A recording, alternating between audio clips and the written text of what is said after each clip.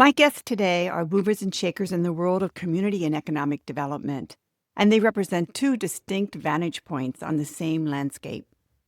Keri Kenepp, Director of Community and Economic Development in College Township in Center County, Pennsylvania, came to her role through a non-traditional path built on a wealth of local knowledge.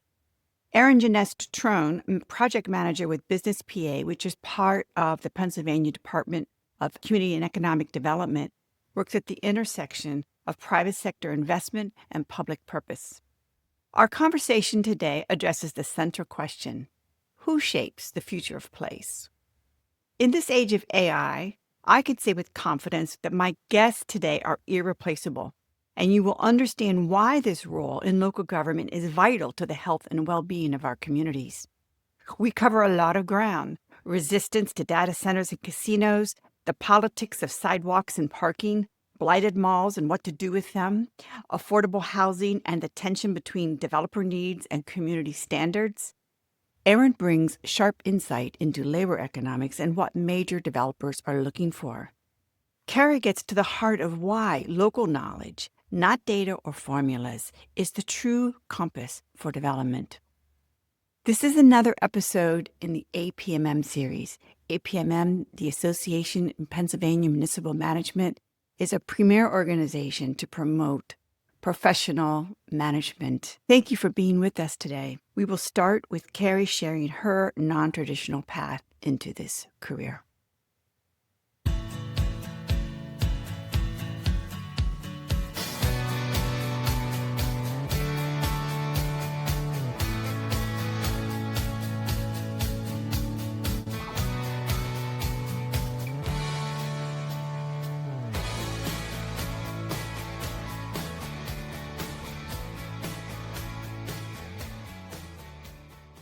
Yeah, I took kind of a non-traditional approach to ending up in economic development from a municipality standpoint or local government standpoint. I worked for a family business for a while and got involved in local government by volunteering on boards in the community that I live in. And so that brought me into the world of local government as a career. And I started working for different municipalities in different aspects, whether it's public safety, and then ended up at College Township as the director of the Industrial Development Authority.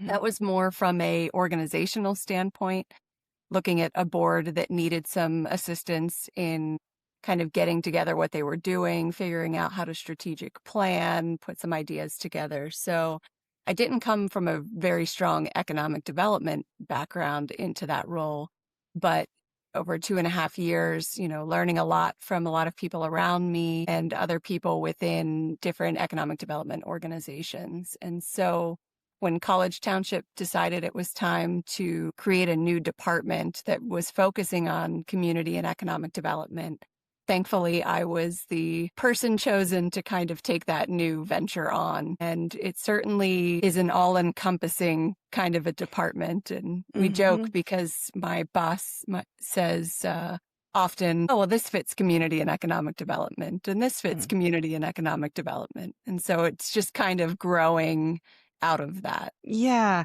And I remember in talking with you earlier that these challenges that you are really tasked with are varied, right? I mean, and I'd like to give the audience a sense of a few of those challenges that kind of fall under that umbrella that depict sort of the region that you work in, which is center of the state. Yeah. The main area of my department, or the main topics of my department, are parks and recreation, zoning and planning, the Industrial Development Authority still, economic development, affordable housing. So those are kind of the 4 main areas. And then everything else gets lumped under something in that regard. Yeah. Erin, I'd like your comment on that. That sounds like a very big area, what Keri just described. Would you agree? That's an expansive role. Yes, I guess I would say though it's not totally uncommon in local government. Sometimes, they're not necessarily clumping like things together. They just kind of clump whatever is vacant together and they say, why don't you just handle that? Which, is great when you're you have the right person in it and they're open to kind of exploring different things and are interested in it and it keeps you, engaged and busy. I do think though it makes it really hard to come up with a replacement plan. I mean, like at Lower Allen, we had somebody who was in charge of parks, and then they were also our HR person. Like, no, those two, like, in what world? What those two things, so you kind of, when you go to replace it, have to kind of bifurcate them, I think, a little bit because it's difficult. So, um, when I was in local government, I had planning and zoning, and Yeah. for a little while stormwater, and Yeah. while I didn't do Parks and Rec, a lot of the grant writing fell to me, so a lot of the Mhm. Parks and Rec grants came my way. So, I always just kind of Yeah. was like, you just kind of jump on it in local government. You just, instead of saying, that's not my area, you're like, well, figure it out. Yeah. Yeah. So, Erin, you've been at this a little bit longer. So there's going to be an arc of a story here that we're going to tell between you two. But I want to just establish that, and we've done a podcast episode together before. So you were in the consulting field and prior to going to Lower Allen Township. And I imagine that you had a more focused sort of idea of what you might be doing in economic development. Correct me if I'm wrong. Yeah, I think that's a little true, but I think also that that excited me. Like, I think a part of me was hoping that that's what would happen, that it would open Mm-hmm. other doors and I could, kind of play in other Yeah. sandboxes, like I kind of like that. I like the fact that, now I have done a little bit of trail development, which, you didn't think you were necessarily going to do. I don't know. I think it's kind of, it The just way depends it, on your personality. yeah, exactly. Exactly. And I want to just recall another episode I did with Dan Zimmerman in Warwick Township. He's now retired, but I remember him setting up the Industrial Development Authority. And I remember him telling me, he says, at the time, there was nothing on the slate. Like it could be like in Keri's situation, there was nothing specific. And I think even Erin, maybe when you began your work on that very bold acquisition of the blighted Lower Allen Mall, it's sort of like you're creating the conditions in which something can happen that's big. Hmm. That's how I see both of your jobs. Like you're laying the groundwork, you're starting to make connections, and it's a matter of recognizing the spark, the idea that's going to catch fire. Is that a good way to describe the work that you're in? Yeah, I You want think to answer, Keri? absolutely. Yeah. I think, to touch on what Erin talked about in terms of succession planning in these type Mm-hmm. of positions, it really is finding somebody that wants to just continuously learn. Mm-hmm. You're continuously learning about the community that you're working in, the work that you're doing, the people that you're interacting with. And so it's always kind of keeping that in mind as you're moving along is you're creating things as you go and helping to bring other people into that vision as well. Catching onto the vision that somebody else in the community has and helping them be able to bring that to fruition. Mm-hmm. Yeah, I I was Go gonna say ahead. I think, it's a little bit of a slow start and sometimes it's a little bit of a hard sell, I think, to elected officials who are wanting to make an impact in a, 4-year cycle. And you're trying to tell them, a little bit, we have to walk before we can run. And I always try to tell them economic development is longer. It's the long game. And so it tends to be longer than an elected cycle, which is why, you're a little bit trying to pull it out of that elected official and go with an IDA and have like a different kind of board because their outcomes and what they're looking for are slightly different. Although, of course, the local the elected officials care a great deal. But, when you're telling them, well, we need to change our zoning law because the zoning isn't working for this type of downtown development and it's going to take 3 months to write the RFI and then we have to review the proposal, their heads kind of, I think, sometimes want to explode. But I think it is very much you have to kind of see those pieces coming together so that it can all work. And it's not just the zoning, it's also the people that you put into place. Do we have the right people? We went through a software change. The software is completely antiquated and not working for us. We're not going to be able to track things. Some of it is really kind of granular and technical and not sexy. Like trying to tell that to, I think, local officials and sometimes even your bosses is like, what are we Yes. doing? Like, why are we not out there making it happen? You're like, well, when it happens, we got to be ready to go. Otherwise, it's going to be a large disaster, and we don't want that to be the look. So, yeah, I don't know, like training. You know what I mean? You're not just going to go out and run the marathon. Sure, you want that to be the headline, but you got to go out and train. I sometimes think of it a little bit like that. Well, can you describe, both of you, in general terms, what elected officials want? You first. Oh gosh, man, I was hoping you had a really good, strong point to come out with on there. They just want to see stuff happening because they'll need it when they run again in their next cycle. If they're running again, they're the ones that people will stop them in grocery stores and constantly be asking them about different projects. And so they want to have something to be able to tell the people that are stopping them, oh yeah, we've got this and we're making progress on this project and this is moving along. But not really, like Erin was saying, understanding the length of time it takes for some of these things to move along. So kind of that instant gratification for them to be able to show the community. Yeah. Erin, would you agree? Would you add to that? Yeah, I think that that's great. I mean, they feel called to it's not an insignificant amount of time that they, give up to be an elected official. And so they're definitely called, they're passionate and they want to be involved in the community. And, sometimes they come with a specific change that they want to make.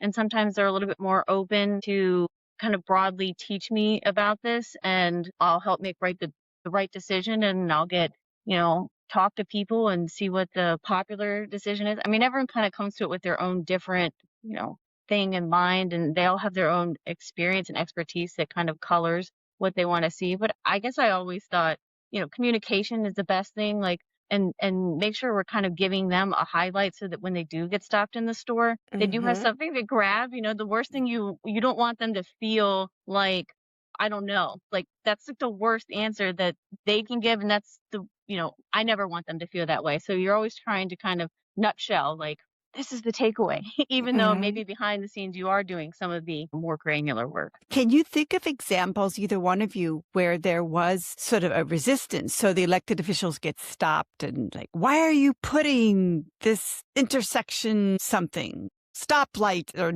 I don't know, Keri, is that another element? A lot of it too is a lack of understanding in the public on how some of these things work as well. We have a casino going in.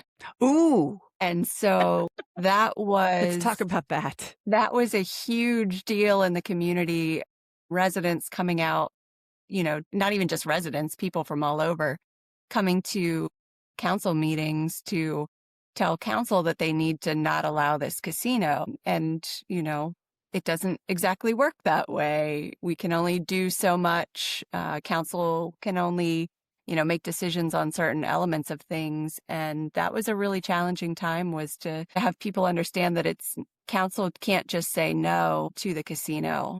So council had to navigate how to provide something to the community about that. So we did a study, an impact study, and are using that to see how we can, mitigate and help assist mitigate any issues that might come out of it. Yeah.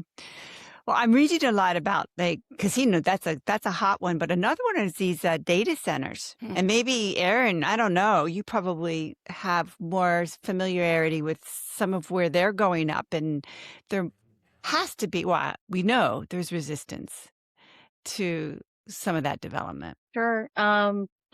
Data centers, I think because of the size of them and because of the newness of them, tend to need, I think, more variances in order to get the approval.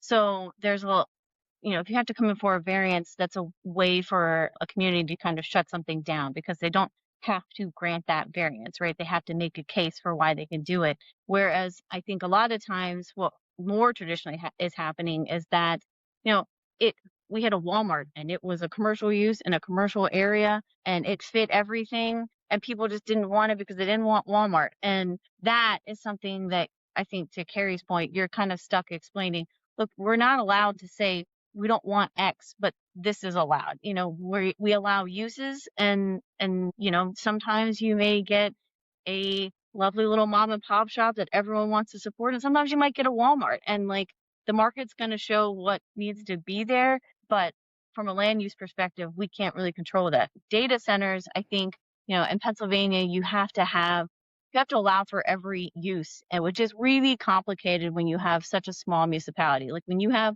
you know, a county government and your county is 80 miles, well, it's a lot easier to account for every use because you got a lot more space to put it in. When you're Mm. 10 square miles and you're looking at putting in a, campus of 5 different buildings, and each building is 1 million square feet.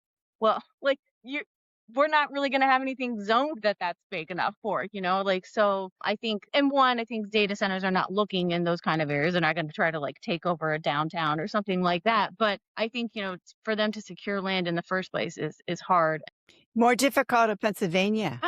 Maybe in Pennsylvania, but some of that has to do with topography because of like just the size they are. I mean, Mhm. Pennsylvania is mountainous, and if you go to mid Mhm. Texas, nice and flat already for you. Those kind of things help. So So Mhm. Pennsylvania, I think, is attractive right now because it offers a little bit more power. There's a little bit more power availability than in some of the other states. So that's kind of, you're hearing about that a little bit in the news. we were one of the first, well, we are the only so far in Center County to have done an ordinance regarding data centers. And it was interesting when we advertised it. So what we were doing was, it's already a use by right in our commercial and our industrial zones.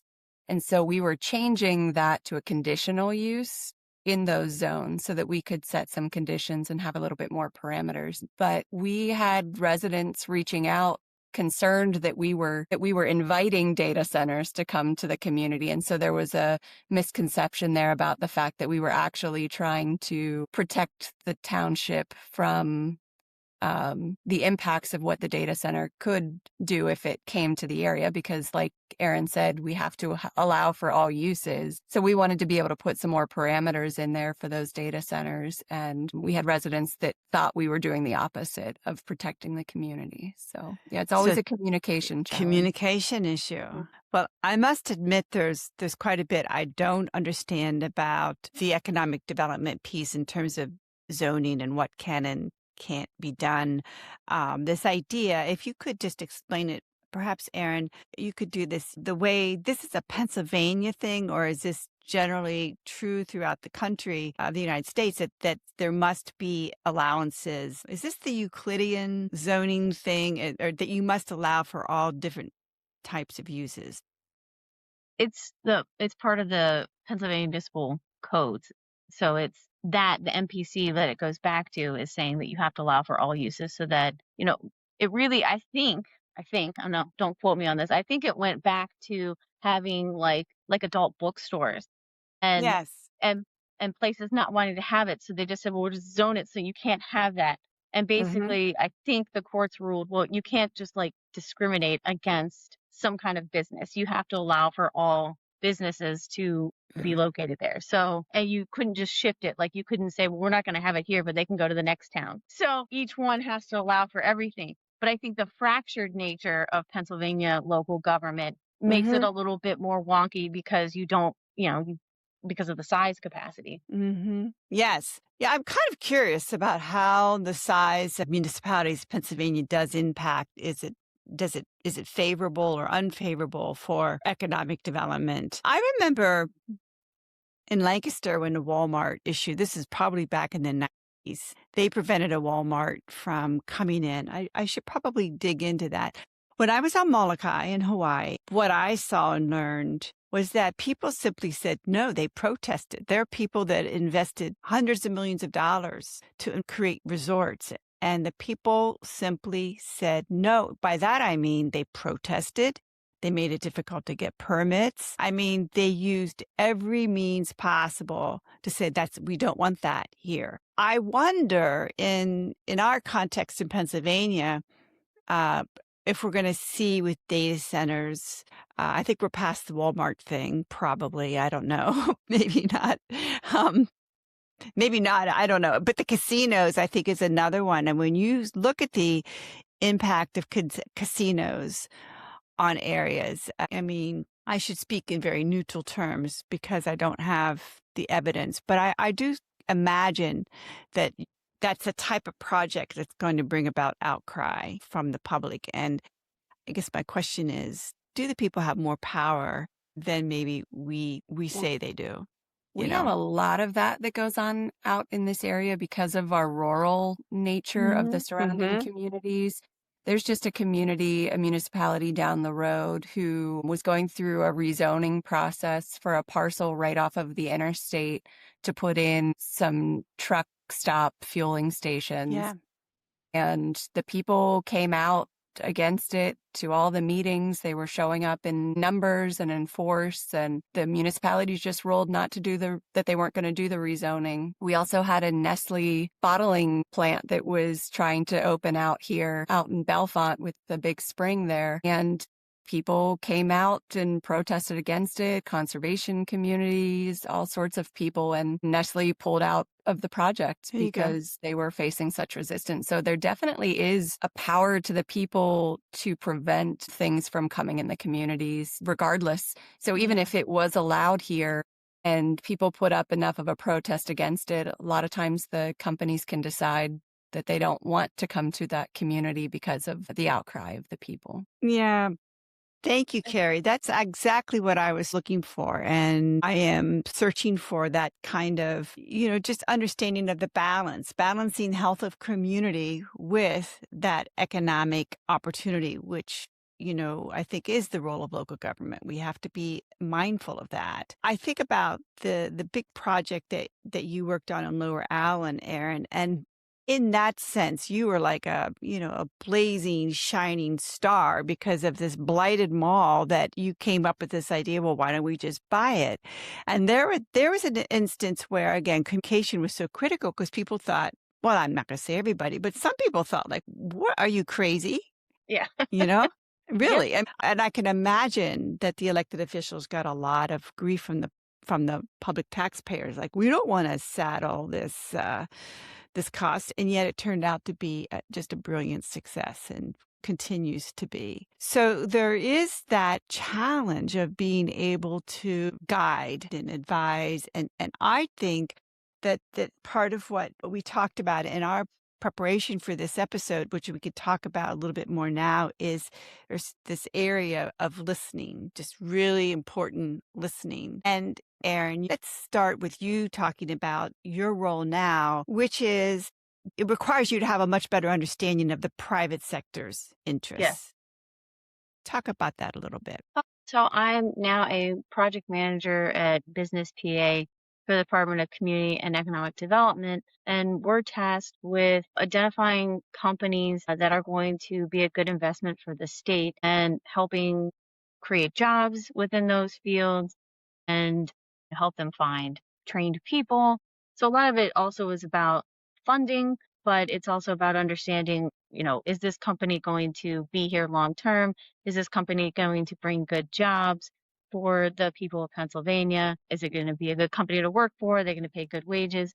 So a lot of that is what we're looking to understand. What new challenges to the communication process has this introduced for you? Well, so a lot of times because, and we had this at the local level too, and I'm sure Carrie does too, where, you do have an NDA, you a lot of times are working because the information that you need to understand whether they're a good investment or not, it sometimes involves a little bit of that proprietary information. And so, what you can disclose to the public and in my case, if I go back to Lower Allen, we had an NDA and it was with the development authority, which was not our board of commissioners. And our Yeah. board of commissioners, wanted to make, they were on the line and they were a little uneasy with us not really being able to fully disclose who it was we're working with. And I think that took a lot of trust and communication. And again, I think it was built over years, right? Like they knew the development authority and who they had appointed to it. And I think they knew like this board is going to make good decisions. And we got to Hmm. give them a little bit of, it's scary, but we got to give them a little bit of breathing room if we want this to work out. And so, at the state level, it's kind of the same. It's just instead of being commissioners, it's the public. Yeah, yeah. But there is in this, there is this work that you're doing now, also sort of reconciling what is it that the local governments need or want and matching them to a private company that's going to be a good match. Is that a way to? Yeah, I think we do try to help them have that conversation. A lot of times we're working with site selectors, so they've kind of gone out and they've done their research and they say, I want to look at a site here, here, and here. And we're kind of reaching out to the economic development organizations in those areas, sometimes to the local government, maybe a little bit later the local government Hmm. comes in because we also don't want them to get overly excited when they're looking at 4 sites across Pennsylvania and 2 still in New York and whatever, because they'll get all jazzed up and then it's like it's not a great feeling when you don't get picked for those projects. But yeah, you're trying to make them understand it's not just a site, it's not just a piece of land. You're also, you're going to be investing in a community here. And this is what this community has to offer. And also on the flip side, this is what this company can offer you, community. These are the kind of Yeah. jobs. This is what they're looking for. So there is a little bit of, I don't know, matchmaking. Yes, and there is some competition, as I recall. There was a competition in this area for, I think it was an Amazon distribution center. If I'm, it Yeah, their was, headquarters, the Amazon, yeah, a is that headquarters, what? right? And I think it went to another state in the end. But there's a competition in the sense of, maybe you could explain this. The municipality would write like a proposal. Is that what you would, how you would describe it? If you want to be in the running for getting that business in your municipality, what is it that you're going to do? So a lot of times then we're looking, a lot of municipalities don't have economic development positions. So a lot of times Hmm. it's falling to either there's a regional economic development organization and they're kind of filling out the RFI to say, yes, we have a great site. Yes, we think you should come here.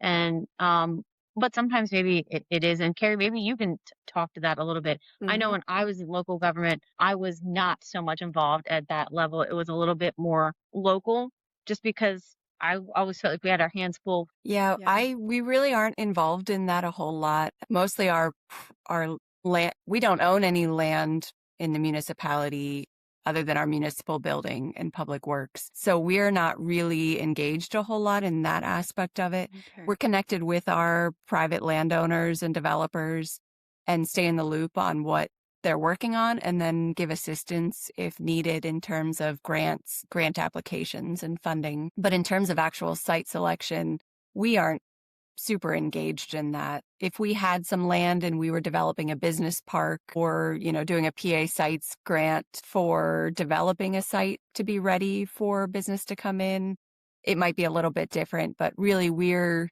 looking at just the private landowners who are doing that and we're helping be a support in any way we can for what they're Hmm. trying to attract. Hmm. Hmm. So here's where I think the rubber kind of meets the road. I brought up just the listening piece, and I think that there is this, if you would talk about it a little bit, it's an understanding of what the needs and wants are of the community, and also what the potential opportunity is that might be provided by this business coming in. And you, both of you, maybe in different ways, and you could talk about that, is the word advising, is the word just being able to communicate what you are able to learn from your listening. I mean, how do you describe your role to help make sure that the needs and wants of the local government, and that would be the elected officials, but by extension the community, because you might, I would imagine, Carrie, come back and say, you're hearing or you're getting some feedback from community that's maybe not necessarily what the elected officials see. You have to kind of perhaps communicate there. So help me out here. When you're listening and trying to meet, help I think we're really me too. facilitators. Ah, that's a good one. a lot of the times. We're Okay. facilitating conversations between lots of different groups at any given time and kind of keeping track of where those conversations are and connecting people to the other people that are important for whatever their project is.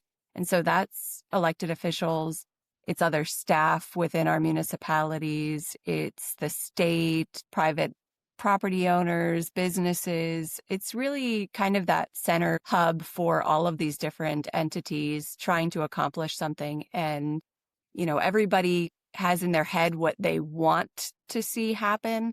And sometimes those ideas collide or are in conflict with each other. And so we find ourselves kind of in that middle position to kind of bring everybody to the table and see if we can come up with the best outcome for the whole project. That requires, as facilitator, a more neutral stance. That must be a part of your skill set. Yeah, I mean, I certainly have my own personal preferences on development and land use and all of those type of things. And so I do find myself like having to make sure that what I'm doing is what is for this community, for this particular project, based off of the wants and needs of the people who I'm representing in this role, and not pushing my own personal agendas. And, because there are certainly times where it conflicts, where I would rather see X and the community wants and needs Y, and I have to shift and make sure that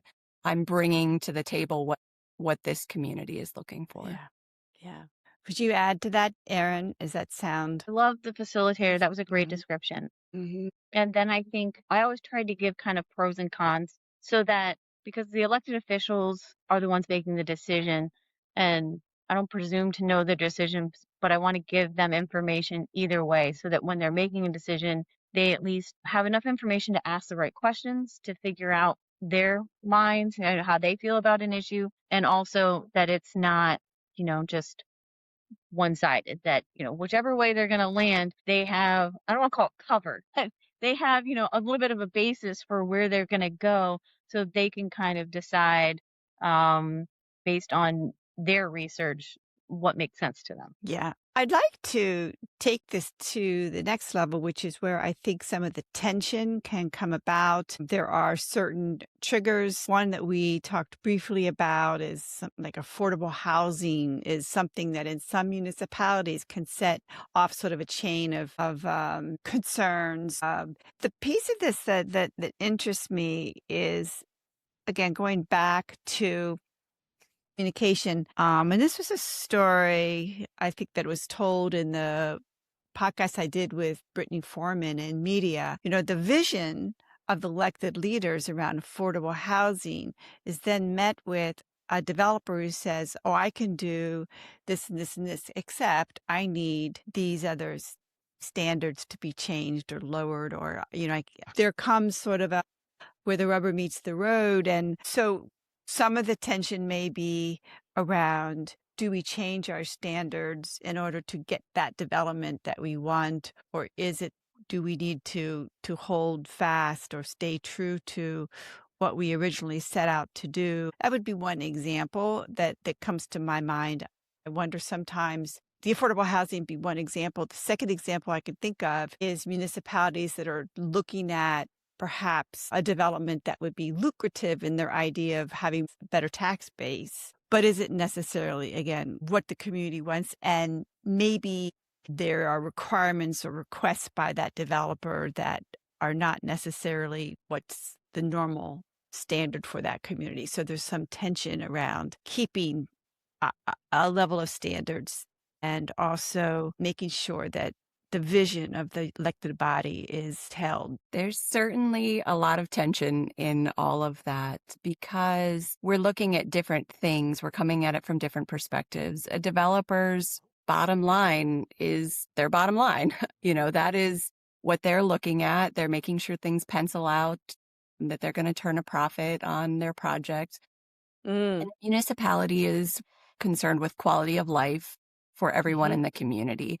And so if you take those two perspectives from their very opposite ends of the spectrum, they're going to have issues and you're going to have tension in them. But it's what you do with that tension that is going to determine how well you work together for that project. Obviously, the municipalities aren't building. We're not the ones that are actually building the structures of the communities. It's the developers and the landowners. And so we have to be able to come to the table and have the conversations with developers to find that mutual ground, to find where, we can make sure a project is moving forward that still is the quality of life that we expect in the community, that our electeds are elected to, make sure continues, while also giving the ability for these property owners to create what is going to be to pencil out in the end for them. Mm-hmm. But it's not sacrificing the quality that we expect for that community. And so a lot of the times we're, butting heads and we're saying, the big bad developers are not wanting to do what we want them to do. And on the other side, the developers are upset because our standards are too high across the board and it's costing them too much money. When really, I think there's a lot more that we could come to the table on and have those conversations on. I think when you and I talked preparing, sidewalks was one of the topics. And That's right. here in College Township, we are big on sidewalks. The land development that you're doing, we expect sidewalks. And they all want waivers.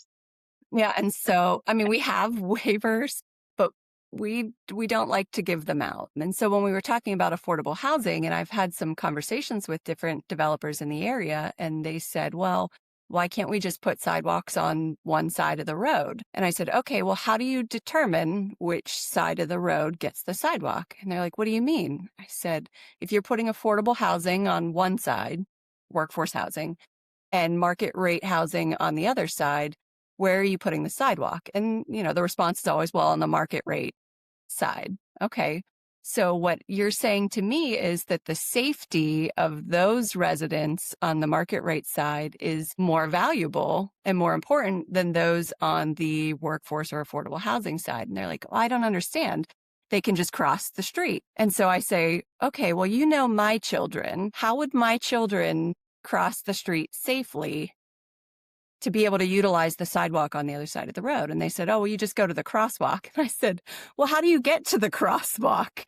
They're like, well, I hadn't thought about it from that perspective. And so it's some of those conversations about the why, like why do we municipalities have these particular ordinances, and being able to sit down and explain those and have those conversations with developers, not saying that in the long run they'll say, oh yeah, we'll put sidewalks on both sides of the roads everywhere we develop, but at least they start having a better understanding of when we're talking about quality of life for all residents and all community members, those are the type of things we're talking about. Public safety. It's not because we think sidewalks should be all over the place just for the fun of it and for aesthetics. It's because we value the public safety of all of our residents, regardless of their socioeconomic impacts there. Yeah, that's a wonderful summary and illustration of exactly what I was trying to get at. I And can I'm give going to you one ask, from the other side if you want. good, because I was going to say, what do developers wish that municipalities would understand? So yeah, give us the other angle. So to Keri's point, their developers are not in it to be magnanimous. This is their job. This is how they feed their children. They have to make a profit. And so, yes, the numbers have to pencil out. And if they don't, they're not going to do the project. So sometimes you have to also look at what's the downside of this project not getting done. So an example we had in Lower Allen is we had an old elementary school, and it was built, I don't know, like in the 60s, asbestos tile, asbestos, whatever, everywhere. The school board had it for sale for a while, and of course it's assessed at a certain amount because it's a big improvement to the property, but like the people that can use an old school are kind of few and far between. So they're wanting this price amount. It sat vacant for, I think at this point it was almost 10 years, but there was an older neighborhood that was built up around it. Now, an elementary school site is a large site, but it's not a huge site, especially some of those older schools. So they were like, well, developers were kind of looking at it, they're like, well, we could come in and we could rezone it so it can be multifamily housing instead of just single family housing. Then it's suddenly worth it. Because I think you could maybe have fit 8 homes, if you did on that lot, and if you had done single family, and you had to tear down the building, demolish it, have the abatement, have everything hauled away. I mean, you're starting at least, $2 million behind where you would have if you had a green field. So you have to have some understanding that this is not like what most people would consider an attractive site. So what was happening though is people were breaking into the school, there was vandalism. So things were happening on the site that were not good. But at the same time, the neighborhoods around it didn't necessarily want this to become multifamily housing because they had lots of thoughts about what that would entail and what would go with it. Now, so they were asking for this rezoning. Now, to be fair, there was other multifamily housing that was nearby, so it wasn't like a spot zoning. It was something that could happen, and it was really tough for our commissioners at the time because they had friends that lived in those neighborhoods surrounding that space. But I think when they looked at the alternative, it was like, look, we're not going to be able to get a developer to come in. It's not going to make sense for them to do single family housing on this lot. If we want this to be something other than this vandalized old school, we got to make some hard choices. And this is the one that's going to sell. And they did ultimately rezone it for multifamily. And I don't know that the residents who are there today still love it, but I think as people who are newer to the community, you wouldn't drive by and be like, whoa, what's that doing there? I mean, it still fits within the fabric of the neighborhood. And I think that was tough. So that kind of story, how would you characterize it? Do you feel that the goal was for the best outcomes? I mean, in the sense of working with what you've got. In other words, you're changing, maybe you're not going to get this high level, dream development. You're just not going to, because there's too much from the developer standpoint. You're just asking too much. So what you're trying to do is what do you call that? You are fitting. I don't know. Is it best fit for a Yeah, like a best use, a highest and best use? Okay, Mhm. because there's communities I can recall working with that. There's a lot of discussion around what you do with, blighted properties. It's a big issue. And so what you're describing is a huge challenge for some of these communities that are trying to figure out what to do with them. And so if you're talking to an Erin Trone and like, can we get someone to come in here and that would be interested in investing, and that would be a sell, I guess. Yes. Yeah, yeah, maybe. A lot of times too is places that are blighted hollow out, then not having the labor force there makes it even harder. So yeah, you over time it gets a little bit harder. And you have to kind of keep right sizing your expectations. So again, you have to then kind of structure it as small wins. They're going to start to create more of a critical mass in the downtown as opposed to looking for, sometimes I think you're looking for the big fish and sometimes you're planting the garden, as what economic developers tend to say. Keri, have you had the issue with development around blighted properties come to your Yeah, right now desk? ours is the mall, a dying mall that we have here in the community. And part of that is the whole area around that mall. We used to Mm-hmm. have a Corning plant here that closed back in the early 2000s. And that closure, I think it was over 1,000 jobs lost from that plant closure, really kind of impacted the whole area around where our mall Yeah. is situated. And so all of that combined kind of added to just the decline of malls everywhere, I think really in America, period. But we've seen it a number of places in the state. That's really our big project right now, is looking at how we can get some redevelopment going at the mall with that property. That's also where the casino's going, so I'm sure that will spur some things on in its own. But we had to look at the whole area as a municipality and determine whether our zoning was really hindering what could be done in all of that space. And so we're moving from the Euclidean zoning you were talking about, which Mm-hmm. is, strict districts or zones for particular things like a commercial zone, an industrial zone, a residential zone. And we're moving to a kind of a hybrid form-based code, which is Mm-hmm. more around the building structures themselves, how they meet the streets, yards, all of those type of things. So less concerned with the use inside the building. There is still some of that, but more about creating density within this area. And so we're Hmm. allowing mixed use, which will help with our affordable housing issue, hopefully, because we'll be able to have some more density of housing in this area mixed in with any kind of commercial, even some light industrial can be fit in with all of that. And so we're hoping to breathe some new life into this community over there that right now is a lot of concrete parking lots and large industrial buildings that are not full and just a lot of space that we could better utilize. So Yeah. that's something we're doing is really looking at the overall area and what we can change in zoning to help bring development and increase our housing here too. Yeah.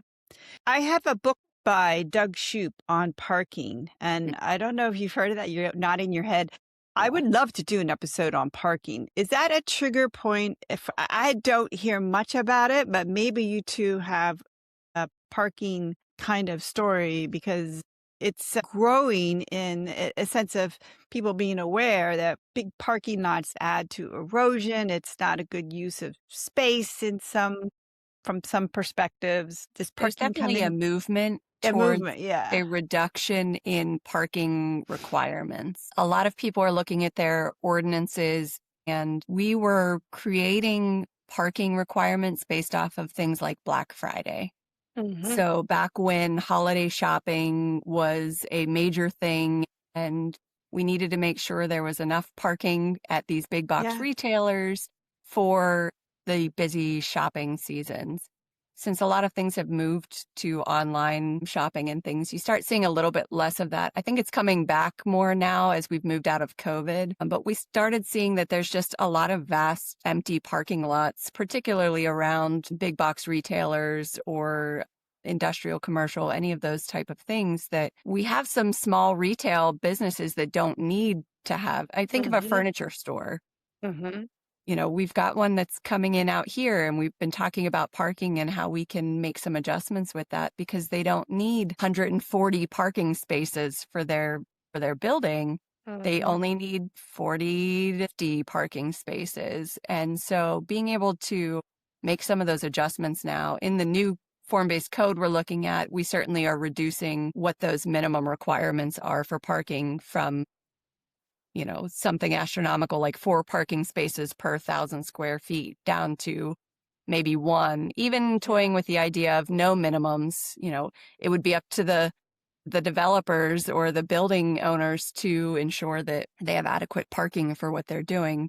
That brings in another, like, do we have municipal lots and things available if we're talking about a walkable community to make sure that there is still parking available for people to come to the area, but really giving more flexibility to the properties. I like that vision. And it makes the developers happy, doesn't it, Erin? I mean, they don't want to be putting parking in. That's what I was going to say. I was like, it's good for the community and the way the community looks, but also developers like it because they're not having to have space that they can't utilize, or to your point, it's stormwater, and then they're having to do abatement, treatment on Yeah. all of that blacktop.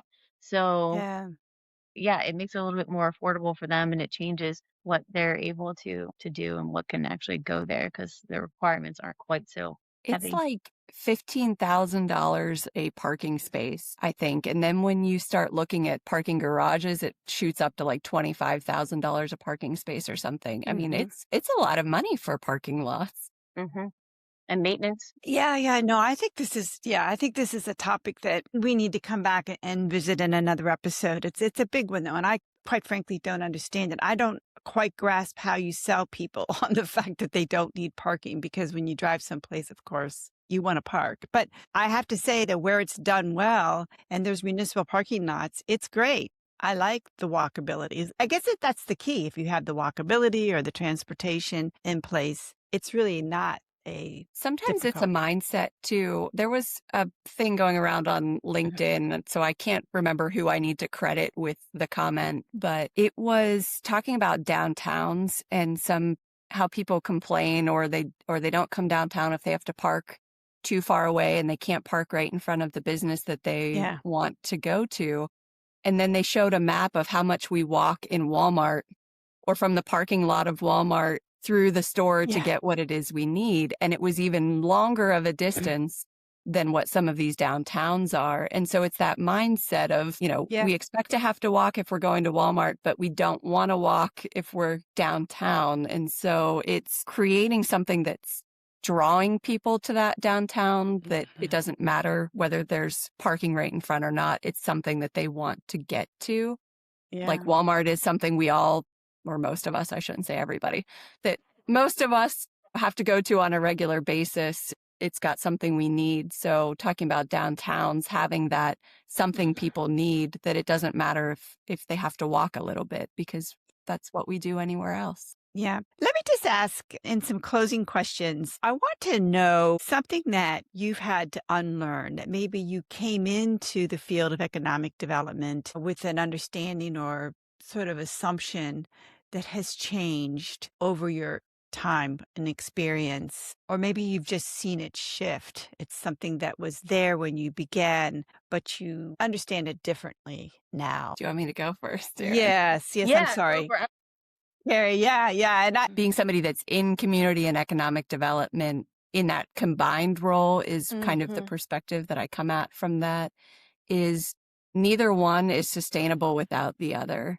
So economic development, economic growth isn't sustainable without community development, and that quality of life for employees, for people shopping, for residents. And the opposite would be true too. You can't have community development without economic development, because that's where the people work. That's how they feed their families. That's how, the world really keeps turning. So the two of them are hand in hand and have to continue to work together, or one or the other is going to fail. What I had to unlearn sort of was that economic development isn't just building new buildings. That's what a lot of people, I think, in the community get afraid of when we talk about economic development, is that, oh, that just means you're going to come in and, put a whole bunch more concrete and a whole lot of buildings, and traffic is going to increase. And that's not necessarily what economic development is. I mean, business retention is a huge part of economic development. And that's something a lot of us here in Center County have talked about,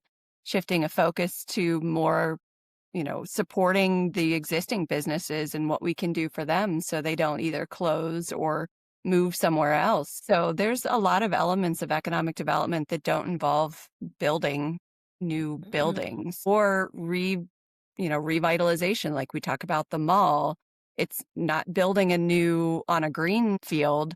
It's an already existing built area. And so how can we be better utilizing those? So that's an area where, when I talk to people in the community, I can come at it from that angle of, I thought it was the same thing. I thought it was building, but here's what economic development really is. And here's how it's hand in hand with community development. well said. Well said. Erin, what do you think? So I'll pick up on the retention thread. I think this is kind of an interesting moment of where we're at. But as we have seen baby boomers start to retire and leave the workforce, we're seeing the workforce shrink in like real ways. And employers that we're talking to, small, big, large, have a hard time finding employees, finding the right people. It's a competitive environment. And so they're spending a lot of time looking for labor, and it's difficult. And so as entrepreneurs, right, like their kind of go-to is like, this is taking up all my time and I'm not getting money out of it. So like, how can I, cut this out? And it's not, I think, a cut of trying to purposely cut people out. It's a trying to make better use of the time that they have. And so we're seeing people modernizing in ways where they are using a little bit more of automation, using more AI. Again, I think the fear is they're going to take over jobs. I'm like, no, I see it as being fueled because there's not enough people, right? They're using it to Interesting. backfill as opposed to eliminate, and seeing kind of those things work together. And I feel like a lot of times from the state side, and what an easy metric for economic development is like, we created X amount of jobs. And Yeah. lately, I'm feeling like that metric feels a little out of step with where a lot of the companies, whether they're, I mean, I'm saying top to bottom, I mean, like big, huge corporations and smaller companies, it feels a little out of step because they're all trying to do it. They're all trying to make the most out of the people they have, and that does include getting them better tools. Okay, you don't have to spend as much time researching this. We're going to use this tool, but it does involve retraining and I think an openness to Yeah. that. And sometimes I feel it's like a little mismatched. So I don't know if that's unlearning, but it's definitely something that I'm seeing Oh, kind of wow. evolving. That sounds like a really important issue, Erin, and understanding from their point of view, the developers or business point of view, that they're looking at places where there is going to be labor and an ability to hire. And if that is a complication, that's huge. And Hmm. that, we're so focused on the fact that we're somehow losing jobs. We're not focused as much on actually thinking about what the needs are of the businesses that want to settle here. It's a completely different perspective. Hmm. With the casino, and we had an Amazon warehouse open in a neighboring municipality. So we had over 600 jobs coming online that we just have a hard time filling for the area. Yeah. And not only that, but then we don't have the housing for people who to even come to the area as well. So our labor shed is like 13 counties, I think, which is huge. And we have that problem with the hospital, with nurses and other staff at the hospital who have to travel from far away because there isn't housing. Then we can't recruit the doctors to the area. I mean, it kind of all snowballs together when we talk about that. And so, there is a little bit of fear of a huge, employer coming in because they could take employees from the existing businesses. And then if that employer goes under at any point, then we're left kind of like we did when Corning closed. And so you have to go through those processes as well. We just had Rockview close. And fortunately, most of those corrections staff was able to get placed at another local facility. But there was concern about what was going to happen economically here when the penitentiary closed. So there's always a lot of that kind of ebb and flow that you have to pay attention to in terms of job creation and already existing workforce that all mixed together with housing. So Yeah. kind of like all encompassing. And I just think of workforce development, sort of, maybe focusing on that.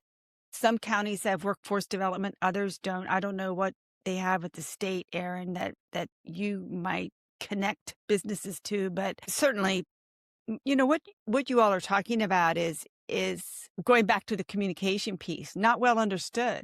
And it's kind of hard to capture, I suppose. So the work you're doing is good work. And thank you for coming on today and sharing your point of view and some of the ideas that you've been developing in your own careers. I hope we can continue this conversation and deepen it a little bit. I just think it's such an important topic, not just in this state, but everywhere, but meeting these community needs with also the understanding of what that private sector is looking for and what some of that tension is in between and just the role of a leader in this field, which anybody that wants to get in the field, you said it. I mean, it's to be a good facilitator and to be observant and to be able to have difficult conversations and to be able to probe some of the needs of the community and also the private sector. So we've covered a lot of ground here. I'm going to close and sign off here. We Thank you Thank for you appreciate for you being on having having us. us. today.